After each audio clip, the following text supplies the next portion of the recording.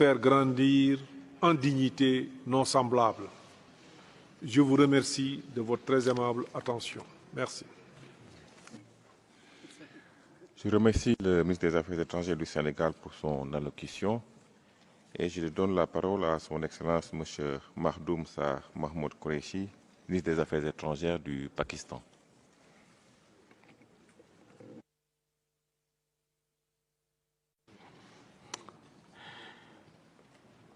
President, Ambassador Kolisek, High Commissioner for Human Rights, Madame Bachelet, Excellencies, distinguished delegates. At the outset, I express my heartfelt condolence on the loss of life and property in Bahamas due to hurricane. I thank you, Mr. President, and the Bureau for your able stewardship of the Human Rights Council. I also commend the High Commissioner, Madame Bachelet, and her office for their contributions towards protecting and promoting the universal values of human rights. We welcome the updates yesterday on current crisis in the Indian-occupied Jammu and Kashmir. I'm privileged to speak today at the Human Rights Council, which is the custodian of global human rights, the third functional pillar of the United Nations.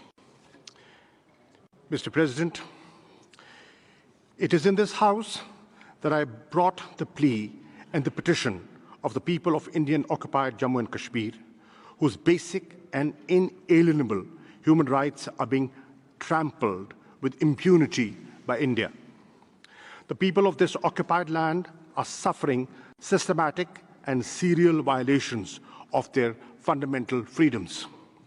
For the last 6 weeks, over 8 million Kashmiris, already in the clutches of decades-long Indian oppression, have been virtually caged by an illegal military occupation that has swelled in ranks within days from 700,000 to nearly 1 million troops.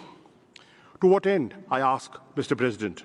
The answer is obvious, and it lays bare the real character of a country that pretends to be a bastion of democracy, federalism, and secularism.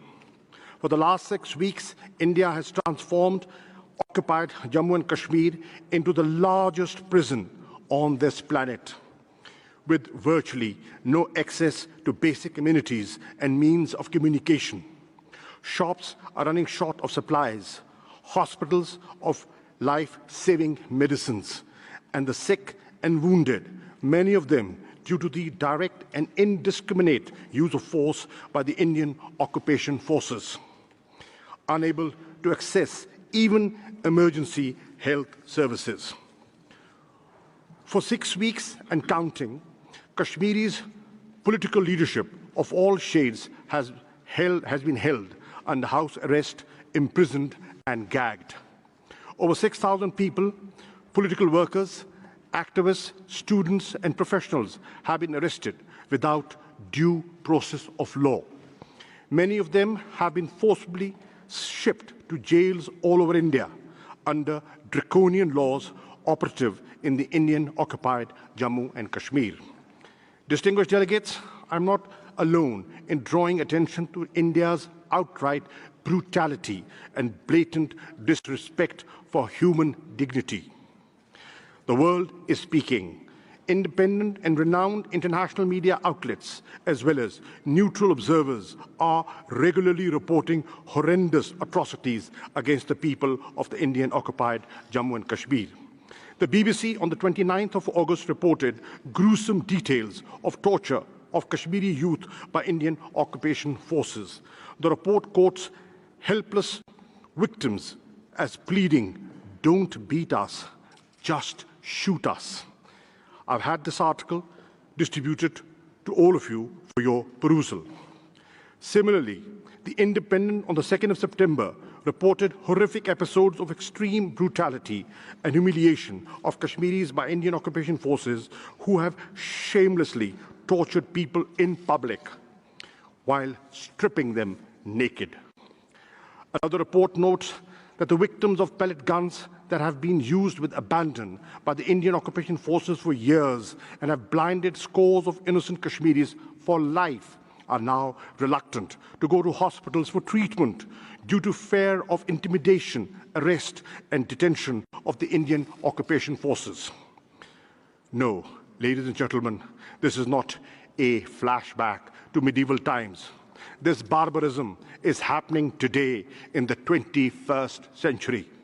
Of course, I do not need to remind a Human Rights Council that all this represents clear breaches of multiple international human rights instruments that India is party to. This is the real story of the Indian-occupied Jammu and Kashmir and its people under subjugation that India is desperate to hide from the world.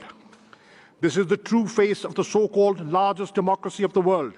This is the conduct of a country which aspires to be a permanent member of the United Nations Security Council.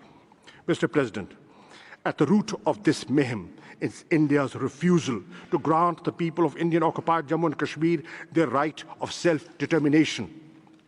This 7-decade-old travesty of justice has been compounded by the present Indian government's nefarious and twisted dream outlined explicitly in the ruling party's manifesto to turn by force of arms Jammu and Kashmir's Muslims majority into a minority.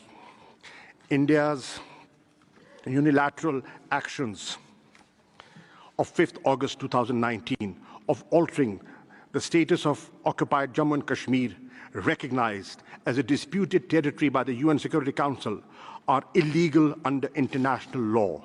With these illegal changes, India's presence is, by its own yardstick, a naked foreign occupation.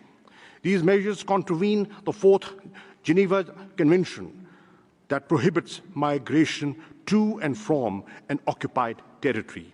They're also a flagrant violation of several UN Security Council resolutions. India's assertion that these actions are its internal affair is patently false. As a matter of fact, Jammu and Kashmir has been on the agenda of the United Nations for over 17 years now. The meeting of the Security Council on the 16th of August to discuss the Jammu and Kashmir dispute is an attestation of this fact. What is happening in Indian-occupied Jammu and Kashmir is not a country-specific situation in this Council's parlance. The atrocities and abuses are being inflicted upon the people of a disputed and occupied territory as affirmed by international law.